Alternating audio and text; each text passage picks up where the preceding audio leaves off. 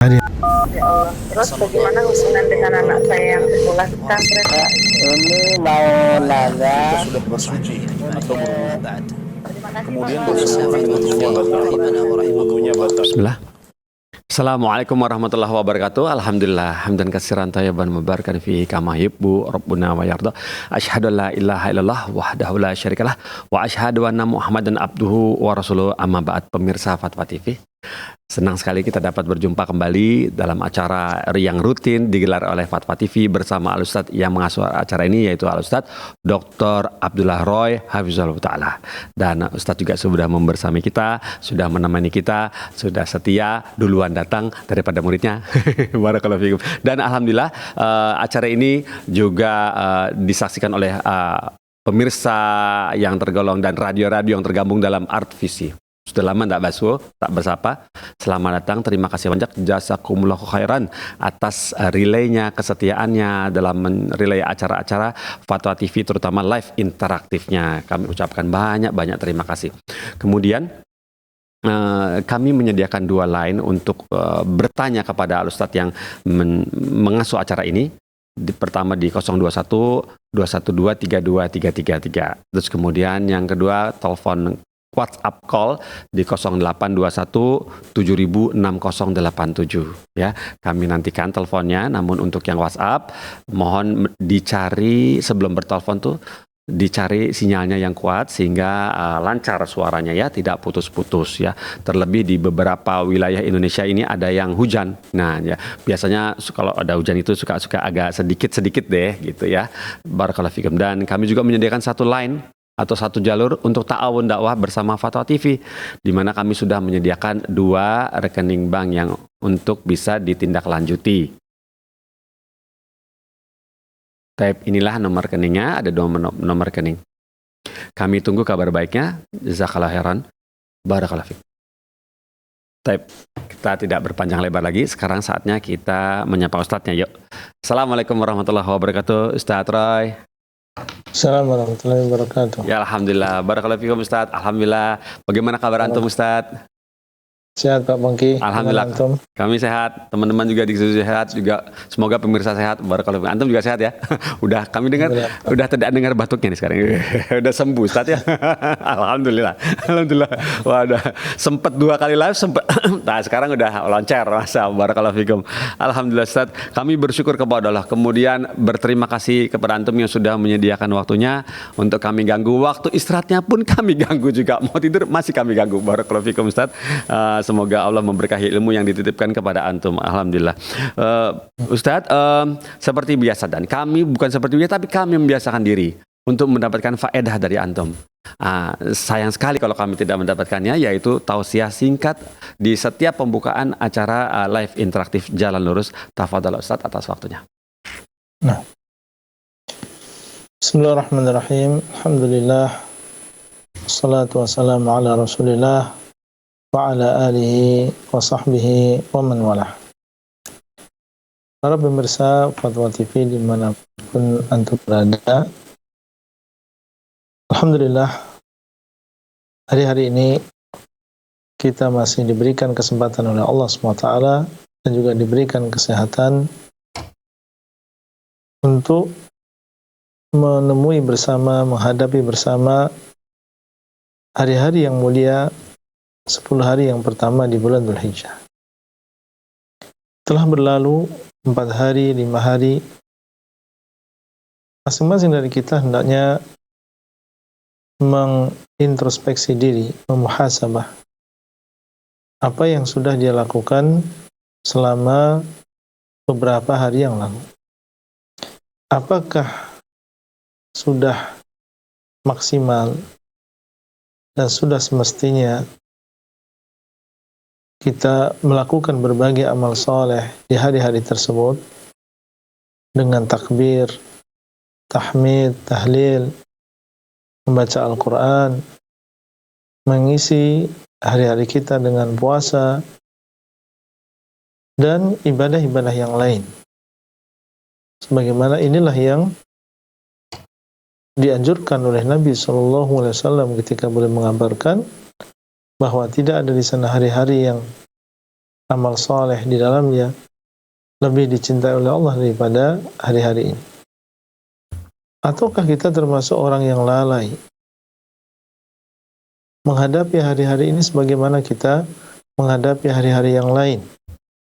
Seakan-akan tidak ada di sana bedanya antara 10 hari yang pertama di bulan Dzulhijjah dengan hari-hari yang lain. Kalau kita mendapatkan kebaikan dan kita sudah maksimal, maka pujilah Allah SWT karena dialah yang telah memberikan taufik. Dan kalau ternyata sebaliknya kita masih banyak menyia-nyiakan waktu, tidak memanfaatkan sebaik-baiknya 10 hari yang pertama di bulan Dzulhijjah ini, maka masih ada beberapa hari ke depan untuk memperbaiki diri.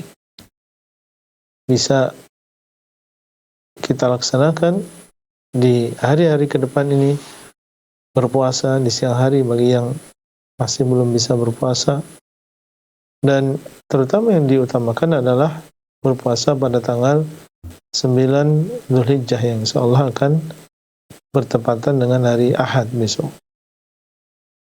Dan semoga kalau di hari-hari yang ke depan kita bisa manfaatkan waktu dengan baik, maka sebagaimana disebut dalam hadis, al-a'malu bil khawatim, amalan itu sesuai dengan akhirnya.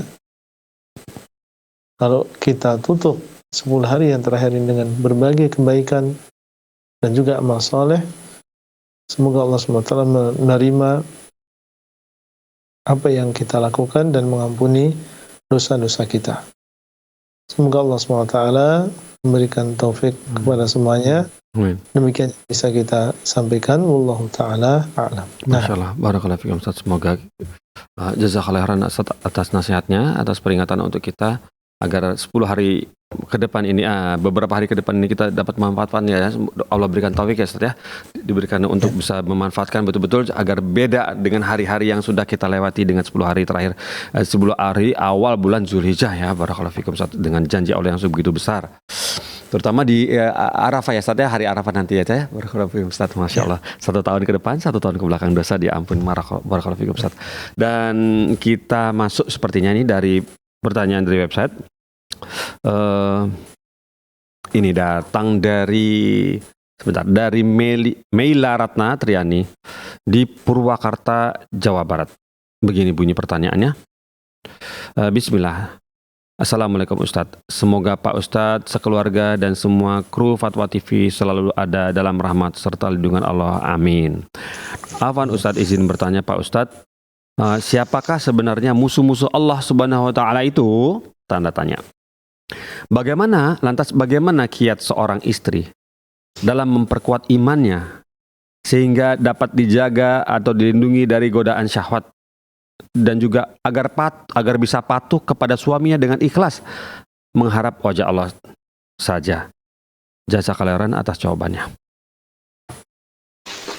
Ya, yang dimaksud dengan musuh-musuh Allah, mereka adalah orang-orang yang kafir, tidak beriman kepada Allah SWT, dari kalangan orang-orang musyrikin, orang-orang ahlul kitab, orang-orang munafiqun.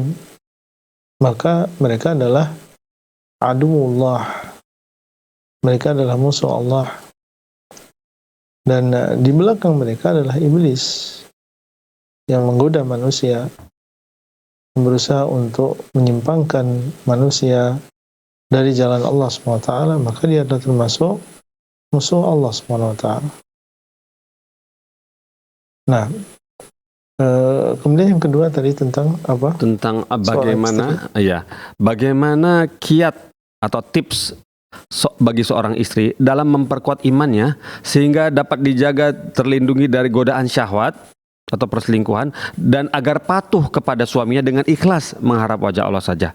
Jazakallahu khairan. Ya, tentunya yang bisa atau di antara sebabnya adalah ketakwaan kepada Allah SWT dan merasa diawasi oleh Allah SWT. disebutkan di dalam sebuah athar bahwasanya Umar bin Khattab radhiyallahu taala anhu, beliau pernah berjalan dan setiap malam dahulu ketika beliau menjadi khalifah keliling di kota Madinah untuk melihat keadaan rakyat, dan ketika beliau melewati sebuah rumah mendengar suara seorang wanita dan dia berbicara sendiri mengucapkan bait syair, dan di antara isinya adalah menunjukkan tentang bagaimana kerinduan beliau terhadap suaminya yang sedang berjihad di jalan Allah dan sudah ditinggal beberapa bulan. Kemudian beliau mengatakan, seandainya bukan karena takut kepada Allah, niscaya aku akan menjadikan kasur ini bergoyang. Dan maksudnya adalah kalau bukan karena takut kepada Allah, niscaya dia akan berzina. Tapi karena ada takwa dan merasa diawasi oleh Allah SWT meskipun suaminya tidak ada, tapi karena dia tahu akibat dari perbuatan tersebut, perbuatan zina di dunia maupun di akhirat, maka dia pun tinggalkan hal tersebut. Ini menunjukkan bahwasanya ketakwaan, muraqabatullah ini di antara hal yang bisa menjadi sebab seseorang meninggalkan apa yang diharamkan oleh Allah SWT. Nah, kemudian bagaimana cara kita mendapatkan muraqabatullah, merasa diawasi oleh Allah SWT? Tidak lain caranya adalah dengan mengenal Allah SWT dengan nama-namanya dan juga sifat-sifatnya, bahwasanya dialah yang maha mendengar, maha melihat, as-sami' al-basir, al-alim, yang maha mengetahui. Dialah yang mengetahui apa yang ada dalam dada-dada manusia, yang mereka sembunyikan maupun yang mereka nampakkan. Kalau dia mengenal bahwasanya Allah SWT dialah yang demikian sifatnya, maka dia akan takut untuk melakukan sesuatu yang diharamkan oleh Allah SWT meskipun tidak diketahui oleh orang lain, meskipun tidak diketahui oleh suaminya. Sehingga di sini pentingnya seorang wanita mengikuti kajian, belajar tentang akidah, dan hendaknya seorang suami mendukung apabila istrinya memiliki kegiatan yang positif yang berkaitan dengan mempelajari masalah akidah, karena itu adalah untuk kebaikan kita sendiri. Seandainya kita memiliki seorang istri yang kuat akidahnya, maka dia akan menjaga ibadahnya, akan menjaga dirinya, akan menjaga muamalahnya kepada suami, kepada manusia yang lain. Nah, wallahu ta'ala a'lam. Masya Allah, seperti itu Ustaz ya. Kalau bukan karena Allah, wanita tersebut sudah berzina. Masya Allah, seperti itu. Jadi ya, harus muraqabah, yang terdapat muraqabah dalam sifat istri ya, terutama istri yang sering ditinggal pergi oleh suaminya. Kemudian pertanyaan berikut, kita lanjut dari website ini, datang dari Ilham, dari Bapak Ilham di Bogor, Jawa Barat. Begini bunyinya. Assalamualaikum Ustaz Roy. Bolehkah saya menyuruh istri saya untuk berhias dengan memotong rambut dengan model-model tertentu? Tanda tanya. Dan bagaimana jika model rambut tersebut dipakai juga oleh wanita kafir? Apakah tetap berdosa meskipun diniatkan untuk berhias kepada suaminya? Tanda tanya lagi. Karena istri pun tidak tahu mana model rambut yang halal, mana yang haram. Karena model rambut yang ada di internet tidak dijelaskan dimulai oleh siapa, sehingga istri pun tidak tahu apakah model tersebut meniru wanita kafir atau bukan. Mohon nasihatnya, jazakallah khairan. Ya. Seorang suami boleh-boleh saja dia meminta kepada istrinya untuk berhias, dan memang maksud dari pernikahan adalah untuk menjaga kehormatan masing-masing, baik suami maupun istri. Sehingga hendaknya seorang istri rajin untuk berhias bagi suaminya, supaya dia tidak melihat kepada yang haram, yang tidak dihalalkan oleh Allah SWT. Ya. Dan yang dimaksud dengan tasyabbuh atau menyerupai orang-orang kafir, maksudnya adalah menyerupai mereka di dalam sesuatu yang merupakan kekhususan mereka. Ya. Ya, baik gaya atau tata cara ibadah atau tata cara berpakaian. Ya. Adapun itu adalah sesuatu yang dilakukan oleh semuanya, semua wanita, baik orang kafir maupun selain orang kafir.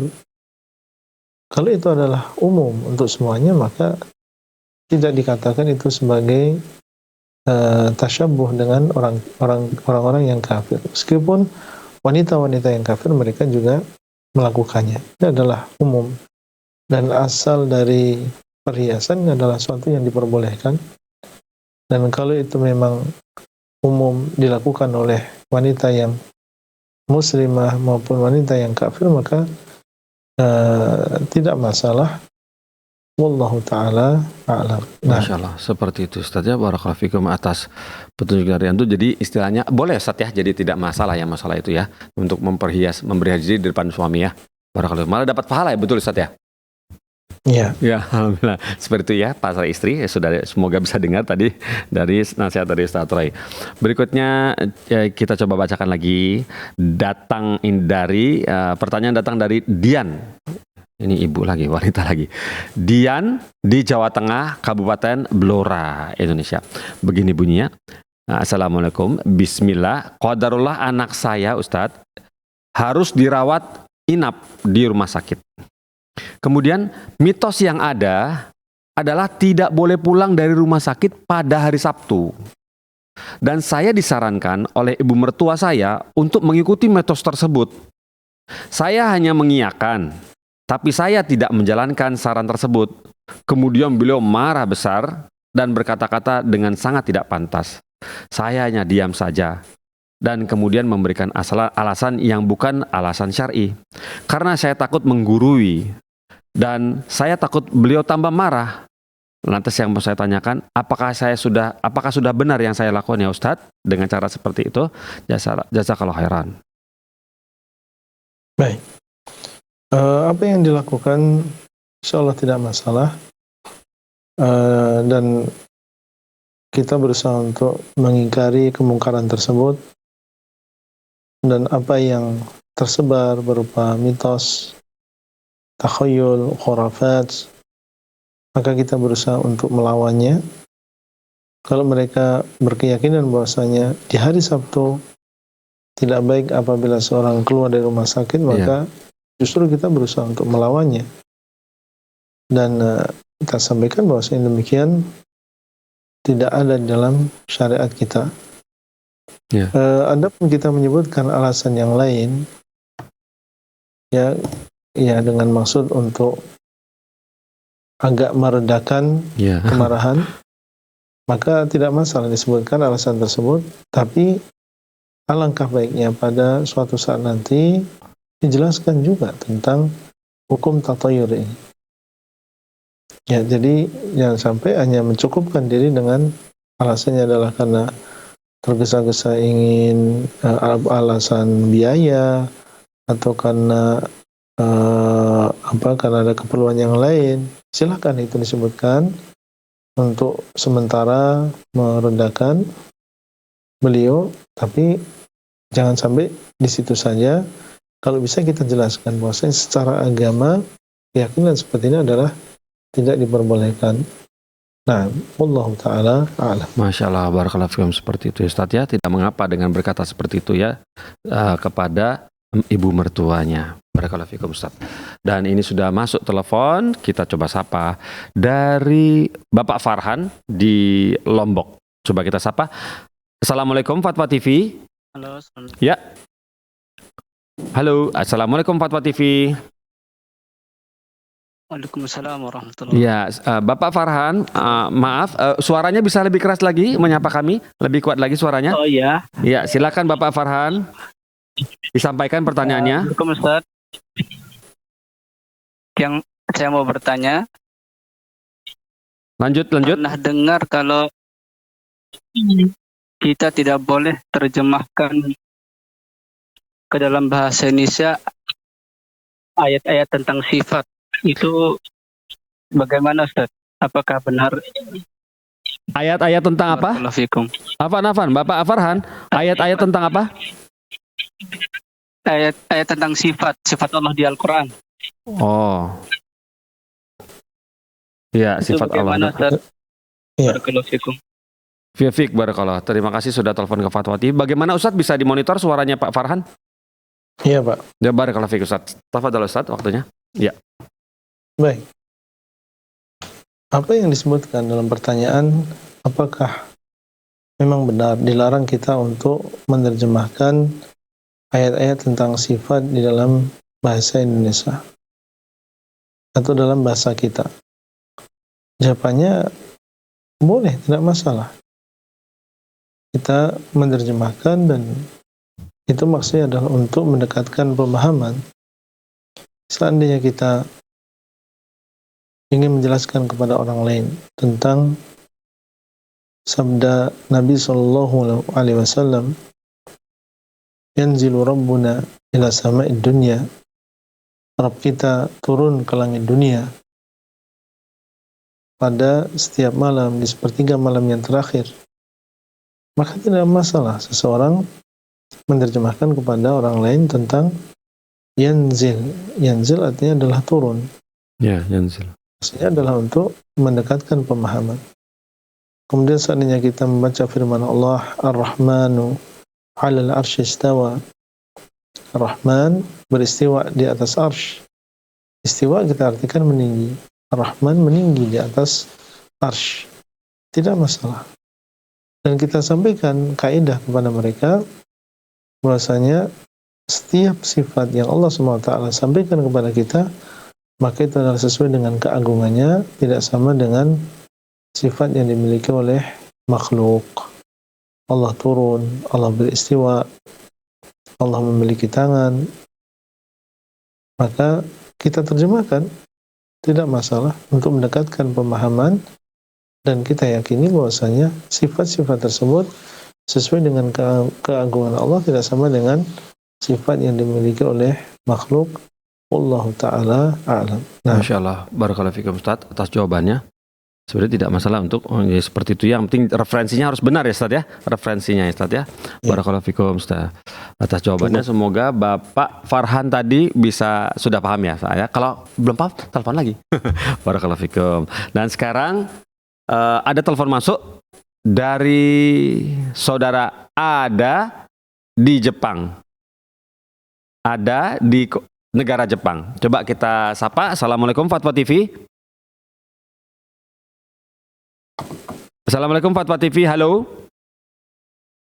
Assalamualaikum warahmatullahi wabarakatuh. Waalaikumsalam warahmatullahi wabarakatuh. Bapak lebih keras lagi suaranya bisa ya Pak ya? Lebih keras lagi suaranya? Ya insya Allah. Ya Terdengar silakan. Pak. Terdengar bagus. Silakan. Jazakumullah khairan katsiran pada Ustadz dan kru yang telah memberikan kesempatan pada Ana untuk izin bertanya. Semoga Allah membalas kebaikan antum semuanya. Amin Amin. ya rabbal alamin. Amin. Silakan. Ustadz izin bertanya Ustadz. Ya. Ana berkeluarga, sudah beristri. Saat beberapa yang lalu itu Ana dan istri itu cekcok, ada masalah qadarullah. Apa itu namanya? Dan sempat Ana berucap, saya akan menceraikan kamu gitu kan. Meskipun bukan melalui lisan, melalui chat WhatsApp gitu. Dan itu baru pertama kali Ana sampaikan Ustaz. Tapi kemudian Ana ketahui ternyata istri Ana dalam keadaan haid. Bagaimana hukumnya Ustaz? Dan kalau ingin Ana rujuk kembali, bagaimana secara hukum syar'inya gitu? Apakah perlu ana berucap saya ingin merujuk kamu atau seperti apa Ustaz? Jazakumullah khairan. Baik. Bisa dimonitor Ustaz, suaranya Bapak Ada? Ya. Ya, baik. Terima kasih Pak Ada sudah telepon ke Fatwa TV. Ya, tafadhol ya Ustaz. Ucapan seorang laki-laki, saya akan menceraikan kamu. Allah alam, ini belum sampai kepada menceraikan ya, karena dia baru menyampaikan, mengabarkan saya akan. Allah alam, ya kapan itu, tapi dia mengatakan akan menceraikan. Dia tidak mengatakan saya ceraikan kamu. Dia mengatakan saya akan menceraikan kamu. Jadi di sini wallahu alam belum sampai kepada talak. Belum sampai kepada talak. Dia hanya mengabarkan saya akan menceraikan kamu, dan akan maksudnya adalah di masa yang akan datang. Dia tidak mengatakan saya ceraikan kamu. Wallahu taala a'lam. Nah, Ya, begitu ya. Ternyata ya. Jadi caranya seperti itu. Baiklah Ustadz, atas jasa kelahiran atas jawabannya. Semoga Bapak ada di Jepang bisa paham. Kalau belum paham, telepon lagi ya. Alhamdulillah. Dan ini sudah masuk telepon. Coba kita sapa. Sekarang datang dari Saudara Ruslan di Banjarmasin. Baik, kita coba sapa sekarang. Assalamualaikum Fatwa TV. Waalaikumsalam warahmatullahi Masya Allah, lantang nih, mantap. Bapak Ruslan, silakan disampaikan pertanyaannya. Assalamualaikum warahmatullahi wabarakatuh, Pak Ustaz. Waalaikumsalam warahmatullahi wabarakatuh. Terima kasih. Semoga Pak Ustaz di dalam keadaan sehat walafiat. Amin. Ini Pak Ustaz, saya ini mau bertanya tentang tauhid uluhiyah dan tauhid rububiyah itu yang bagaimana caranya tauhid uluhiyah dan bagaimana caranya tauhid rububiyah. Masya Allah. Baik, itu saja pertanyaannya. Itu aja Itu panjang. saja. Ya, terima kasih Bapak Ruslan di Banjarmasin sudah telepon ke Fatwa TV. Tafadhol ya Ustaz. Assalamualaikum warahmatullahi wabarakatuh. Assalamualaikum warahmatullahi wabarakatuh. Biar itu Baik. saja tapi panjang itu Ustaz. Panjang itu panjang. Masya Allah, mantap ini pertanyaan. Bisa kita ringkas insya Allah. Iya, ya insya Allah. Pertanyaan yang bagus Pak. Bagus sekali, Masya Allah. Ya, Penting. di antara kaum muslimin yang mungkin belum paham juga tentang Iya. masalah tauhid rububiyah, tauhid uluhiyah. Ya, Tauhid artinya adalah mengisahkan. Rububiyah maksudnya adalah sifat rububiyah Allah, dan sifat rububiyah Allah adalah mencipta, memberikan rezeki, dan juga mengatur alam semesta. Ini adalah inti dari sifat rububiyah Allah. Mentauhidkan Allah di dalam rububiyahnya artinya mengisahkan Allah di dalam mencipta, artinya tidak ada yang mencipta selain Allah. Tidak boleh kita meyakini di sana ada wali yang mencipta selain Allah, atau nabi juga mencipta selain Allah. Kemudian Allah yang satu-satunya memberikan rezeki. Tidak ada yang memberikan rezeki selain Allah. Allah SWT satu-satunya yang mengatur alam semesta ini.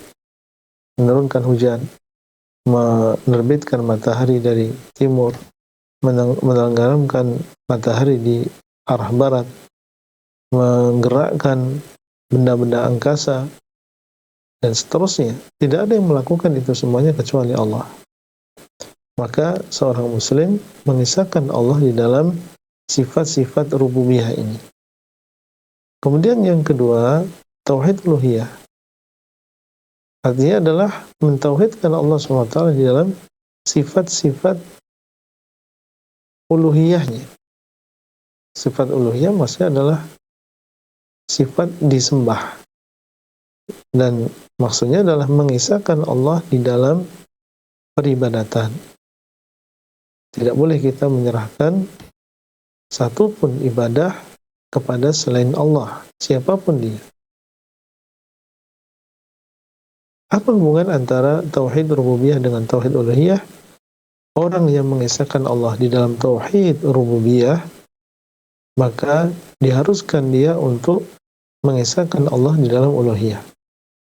Kalau kita meyakini bahwa tidak ada yang mencipta selain Allah, tidak ada yang memberikan rezeki selain Allah, tidak ada yang mengatur alam semesta selain Allah, konsekuensinya adalah kita tidak boleh menyerahkan sedikit pun ibadah kepada selain Allah. Nah, ini yang dulu disampaikan oleh Nabi Muhammad SAW. Boleh ingatkan tentang keesaan Allah dalam penciptaan, boleh tanyakan kepada orang-orang musyrikin. Kalau engkau bertanya kepada mereka, siapa yang menciptakan langit dan bumi, siapa yang menciptakan kalian, mereka akan mengatakan Allah. Kemudian digiring mereka, dibawa mereka untuk mengesahkan Allah di dalam ibadah. Tidak boleh sedikit pun menyerahkan sebagian ibadah tadi kepada selain Allah. Dahulu orang-orang musyrikin Quraisy, di sini letak kesalahan mereka. Karena mereka meyakini Allah yang mencipta, tapi dalam kehidupan mereka sehari-hari, mereka pergi ke dukun. Dalam kehidupan sehari-hari mereka meyakini adanya tatayur. Dalam kehidupan sehari-hari ketika mereka berada di lembah, di hutan, mereka berlindung kepada jin. Nah, ini bertentangan antara keyakinan rububiyah mereka dengan uluhiyah. Maka Nabi SAW mengajak mereka, kalau kalian memang mengesahkan Allah di dalam penciptaan, ayo mari kita mengesahkan Allah di dalam ibadah. Ada di antara mereka yang menerima dan ada di antara mereka yang tetap dalam keadaan musyrik, tidak menerima dakwah tauhid ini. Allah Ta'ala a'lam. Masya Allah, barakallahu fikum, seperti itu Ustaz ya. Itu secara ringkas makna dari uluhiyah dan rububiyah. Seperti itu ya. Uluhiyah adalah mengesahkan Allah dalam peribadatan, beribadat, yang sampai ke tempat yang lain atau ke sesuatu benda yang lain. Kemudian rububiyah itu menciptakan, memberi rezeki dan memelihara. Begitu bukan Ustaz? Ya. Nah, barakallahu fikum Ustaz. Alhamdulillah. Kemudian ini ada telepon masuk dari Ibu Miss Tiati di Jambi. Coba kita sapa sekarang. Assalamualaikum Fatwa TV. Assalamualaikum. Halo. Halo, assalamualaikum. Waalaikumsalam warahmatullahi wabarakatuh. Silakan Ibu. Ya Pak Ustaz, saya bertanya, Ya, silakan Ibu. apa arti purga dalam surat Al-Fatah juz 10 ayat 41? Surat apa Bu? Al-Anfal. Al-Anfal. Ya, juz 10 ayat 41. Ayat 41. Ya. Baik. Itu Ibu mau nanya itu aja? Ya. Terima kasih. Assalamualaikum warahmatullahi wabarakatuh. Waalaikumsalam warahmatullahi wabarakatuh. Terima kasih sudah telepon ke Fatwa TV Ibu. Iya. Bagaimana Ustadz, bisa dimonitor Ustadz? Ya, pertanyaannya. Surat Al-Anfal ayat 41. 41. Apakah benar yang ditunjuk sama Ibu ini? Semoga Ya. betul. Al-Furqan maksudnya ya. Al-Furqan ya. Kalau yang dimaksud atau yang ditanyakan di sini adalah makna Al-Furqan, itu Allah SWT mengatakan, wa ma anzalna ala abdina yaumal furqani yaumal taqal jam'ani wallahu ala kulli syai'in qadir. Ya. Maka ayat ini bercerita tentang perang Badar. Oh ya. Bercerita tentang perang Badar. Yang dimaksud dengan yaumul furqan, hari yang membedakan. Hari yang membedakan. Dan yang dimaksud dengan membedakan di sini adalah membedakan antara yang hak dengan yang batil. Dan yang dimaksud adalah hari terjadinya perang Badar. Ini yang dimaksud dalam ayat ini. Dinamakan dengan Yaumul Furqan karena hari tersebut adalah membedakan antara yang hak dengan yang batil. Allah SWT tolong Nabi SAW dan juga para sahabat yang saat itu jumlahnya hanya sekitar 300 orang melawan 1000 orang musyrikin, yang mereka itu orang-orang musyrikin datang dengan persiapan yang lumayan lengkap, sementara kaum muslimin mereka sedikit dan persiapan mereka sangat terbatas.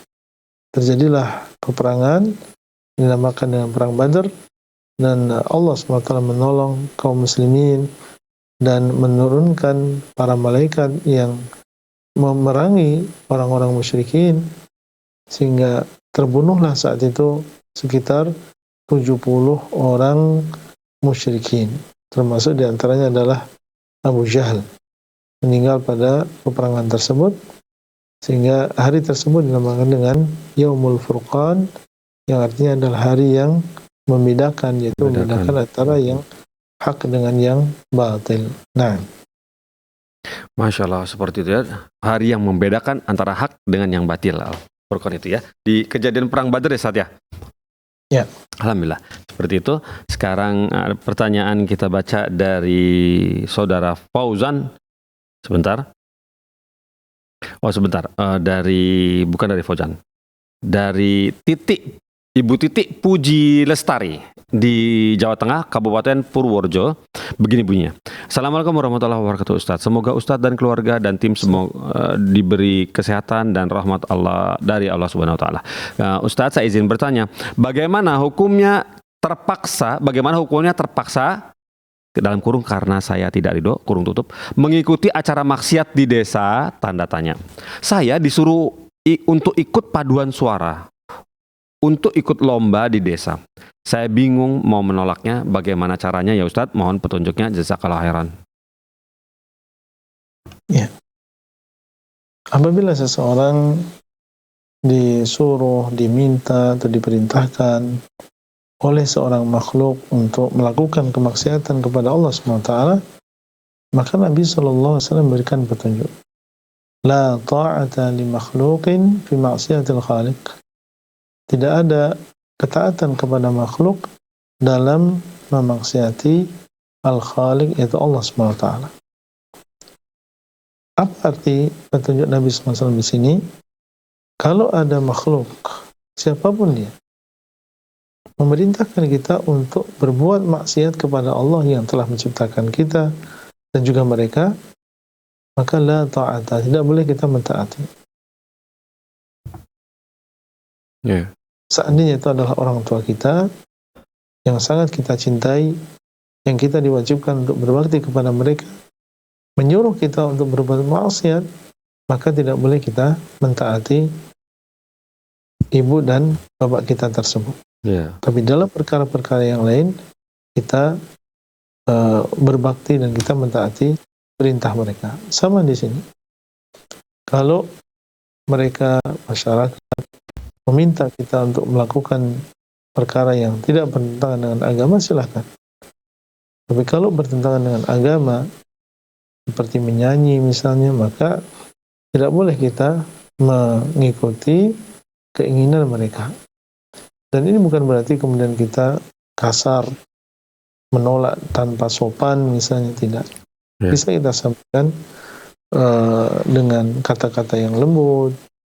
Mohon maaf, saya tidak bisa mengikuti acara tersebut. Dan tidak masalah juga kita sampaikan alasan kita demikian dan demikian. Dan kemudian kita bersabar. Apa yang kita dengar dari mereka, mereka mungkin mengatakan sok suci, atau terlalu keras dan lain-lain, ya kita bersabar. Itulah alasan kita kenapa kita tidak mengikuti, ya karena kita melihat dalil. Setelah itu apa yang kita dengar, apa yang kita lihat dari mereka, ya kita bersabar sambil terus kita menjaga muamalah akhlak kita kepada mereka. Allah Ta'ala a'lam. Nah, Masya Allah, barakallahu fikum Ustaz atas tipsnya bagaimana cara menolak tetangga yang mengajak seperti itu. Untuk orang tua yang mengajak yang bermaksud kepada Allah, kita bisa tolak ya Ustaz ya. Itu orang tua, apalagi cuma tetangga ya Ustaz ya. Jadi lebih berhak lagi untuk ditolak. Barakallahu fikum Ustaz atas nasihatnya. Semoga yang bertanya bisa paham ya. Barakallahu fikum. Sekarang pertanyaan masuk. Ada telepon masuk tapi kita nanti masih diterima dulu oleh admin. Kita coba bacakan datang dari Deni Tardi Mawardi di Sukabumi. Begini bunyinya. Assalamualaikum Ustaz Toray, izin bertanya, di tempat ana ada seseorang yang jika menjadi imam sholat, sehabis sholat selalu memimpin doa. Dalam doanya selalu menyisipkan kata-kata seperti ini. ujungnya adalah syafa'atul Fatihah, kemudian muqjizatul Fatihah, terus kemudian qaramatul Fatihah, kemudian ada lagi barakatul Fatihah, bla bla bla bla. Nah, lantas yang mau ditanyakan bagaimana hukumnya ya Ustadz berdoa dengan redaksi kata-kata tersebut seperti itu, dan bagaimana sikap ana? Harus bagaimana sikap ana? Apakah ikut mengaminkan atau meninggalkan majelis? Kalau karena kalau ketika berzikir setelah sholat, zikir setelah sholat fardu, dalam kondisi seperti itu, ana nggak fokus Ustadz. Mohon nasihatnya. Jazakallahu khairan. Baik.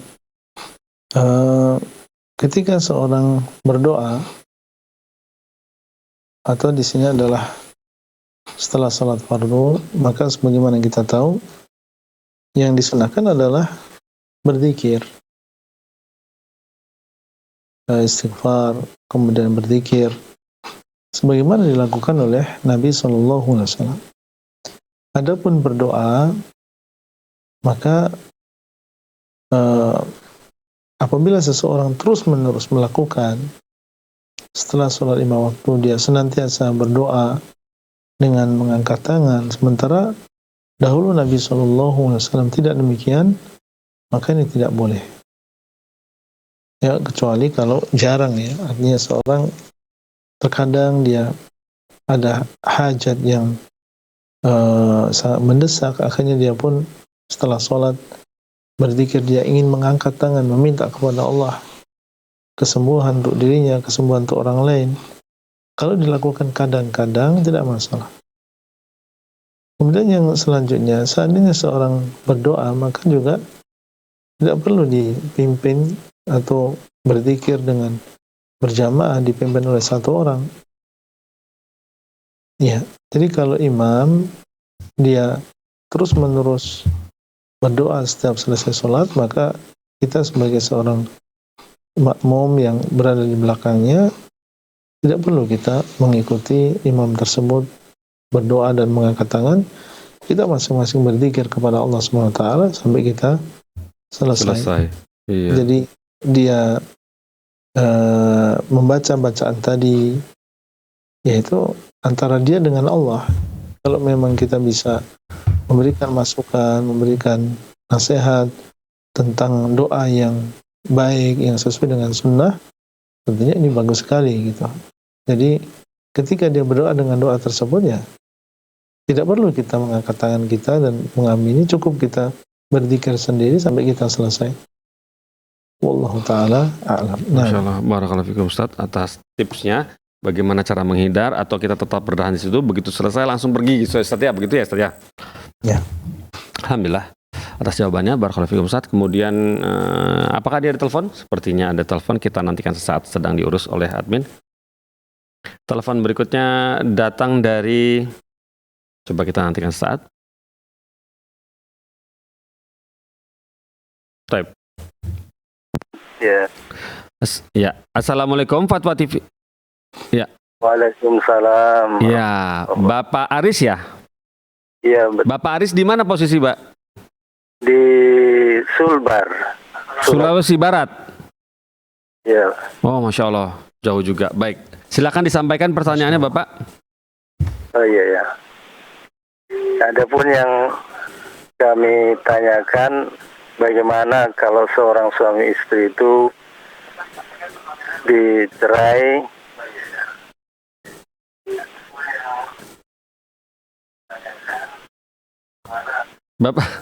Bapak Aris, volume untuk mendengarkan acara kami dikecilkan suaranya, Bapak, volumenya dikecilkan. Iya, terganggu TV ini tadi. Iya, TV-nya dikecilkan saja. Suaranya ya, jangan TV-nya. Nih. Ya, volumenya dikecilkan. Nanti Bapak bicara dengan Ustadz melalui telepon saja. Iya, oke, Pak. Ya, lanjut Pak, Oke. lanjut. Kami sudah dengar dari suami istri dicerai.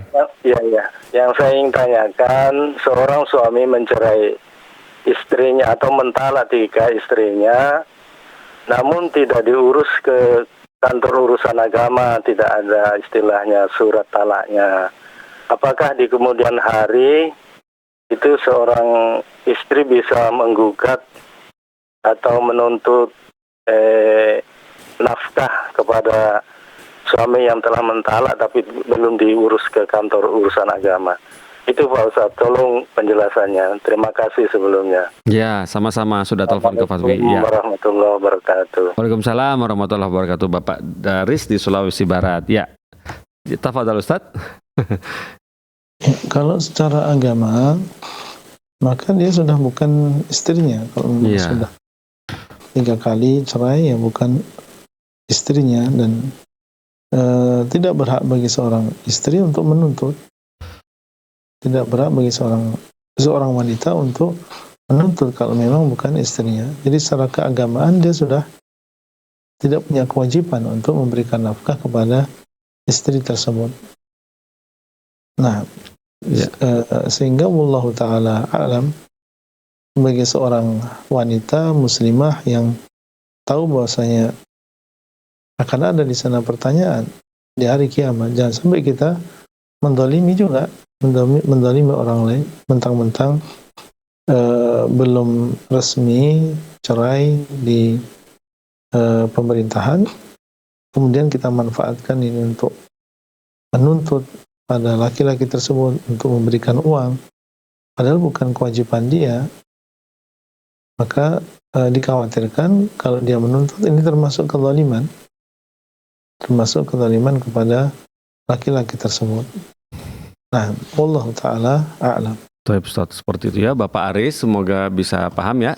Semoga Allah berikan kesabaran Bapak Aris atas permasalahan yang dari Bapak sampaikan tadi ya. Jazakallahu khairan sudah telepon ke Fatwa TV. Jangan lupa di save nomor telepon Fatwa TV-nya ya. Dan ini ada telepon masuk lagi, coba kita sapa. Peneleponnya datang dari sebentar. Bapak Aga ya. Bapak Aga. Oh Aga, Bapak Aga di Jepang. Oh Bapak Aga yang di Jepang yang tadi ya. Coba kita sapa lagi. Assalamualaikum. Assalamualaikum warahmatullahi wabarakatuh. Ustaz, Waalaikumsalam Afwan bertanya kembali Ustaz. Boleh, silakan. Sebelumnya atas jawaban tadi Anda sampaikan jazakumullah khairan Ustaz. Barakallahu fiik.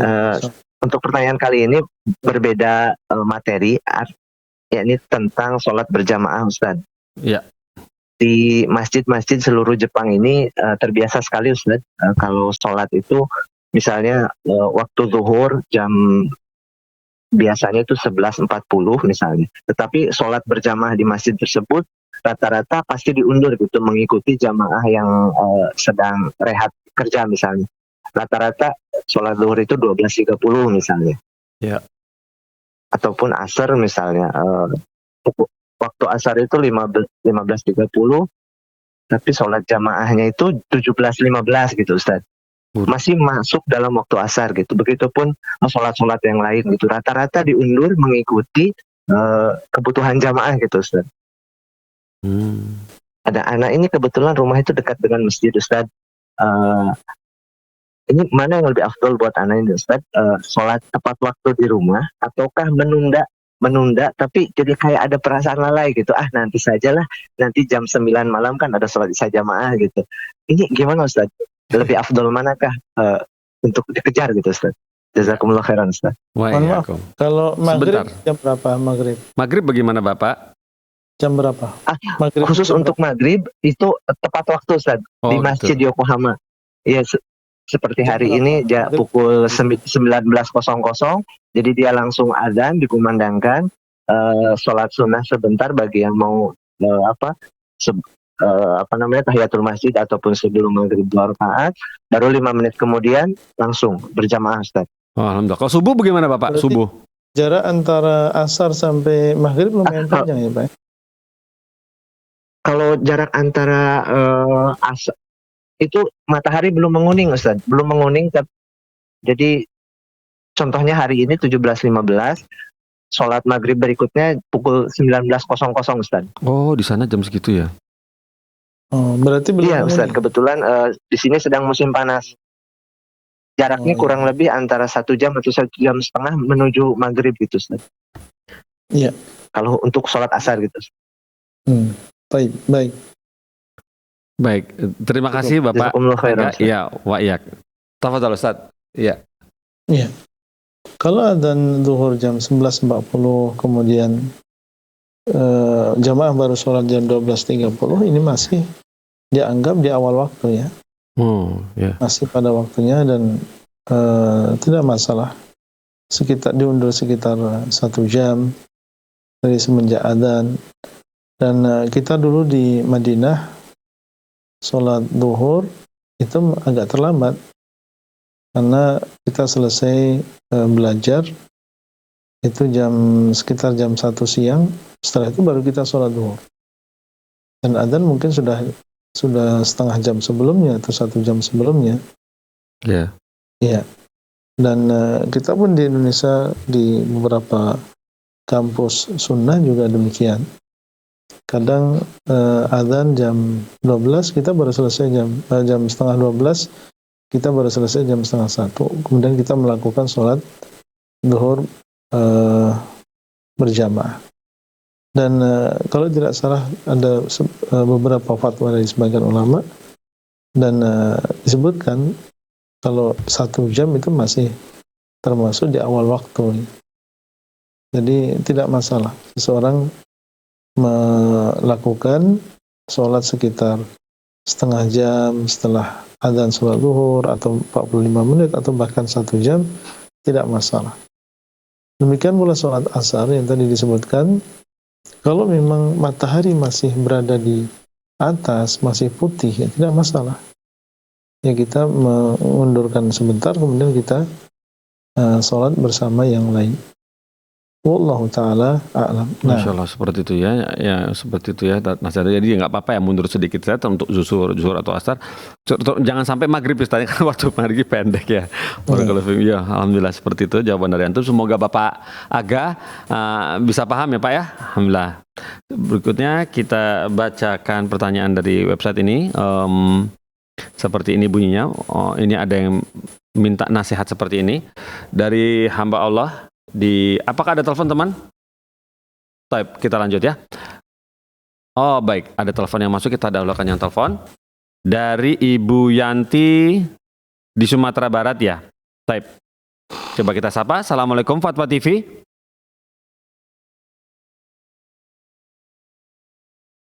Iya, silakan Ibu Yanti. Ya, Assalamualaikum Ustaz. Assalamualaikum warahmatullahi wabarakatuh. Mau bertanya Ustaz, Baik Ibu. hadis tentang cara bersyukur kepada Allah, yaitu dengan menceritakan nikmat kepada orang lain. Bagaimana maksud hadis ini Ustaz? Agar menceritakan nikmat tidak menjadi pamer, dan orang yang mendengar juga tidak menjadi hasad. Jazakallah khair. Assalamualaikum warahmatullahi wabarakatuh. Ya, waalaikumsalam warahmatullahi wabarakatuh. Bisa dimonitor Ustaz pertanyaannya? Ya. Jelas ya. Baik Ustaz, silakan. Ya. Termasuk di antara bentuk rasa syukur kita kepada Allah SWT adalah kita menampakkan nikmat yang Allah SWT telah berikan kepada kita ini kepada orang lain. Wa amma bi ni'mati rabbika fahaddits. Dan adapun dengan nikmat Rabbmu, maka adalah kau ceritakan.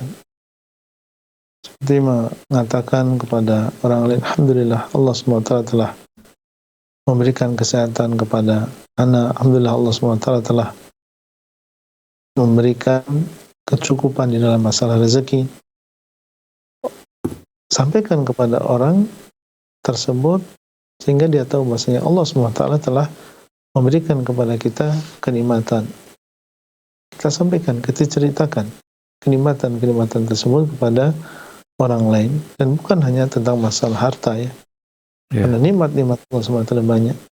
Alhamdulillah Allah SWT telah memberikan saya mata yang sehat dan seterusnya. Ceritakan nikmat-nikmat tersebut kepada orang lain supaya orang tahu bahwasanya kita ini mendapatkan banyak karunia dan juga kenikmatan dari Allah Subhanahu wa taala. Allah ingin dan senang apabila kita menampakkan karunia-karunia tersebut kepada orang lain. Nah, cuma di sini perlu kita lihat juga siapa orang lain tersebut. Kalau di sana ada orang yang kita lihat sepertinya dia memiliki sifat yang tidak baik, yaitu hasad, dengki, maka tentunya orang yang seperti ini kalau kita ceritakan kenikmatan yang Allah SWT berikan kepada kita, ini bisa menambah penyakit di dalam dirinya. Jadi tentunya orang yang seperti ini jangan kita beritahukan kepadanya tentang kenikmatan-kenikmatan tersebut. Tapi kita lihat orang-orang yang mereka kita kenal tulusnya cinta dia kepada kita, kasih sayang dia kepada kita, maka kita sampaikan kepada mereka. Ya, kemudian juga kalau misalnya dikhawatirkan di sana ada mudarat-mudarat yang lain.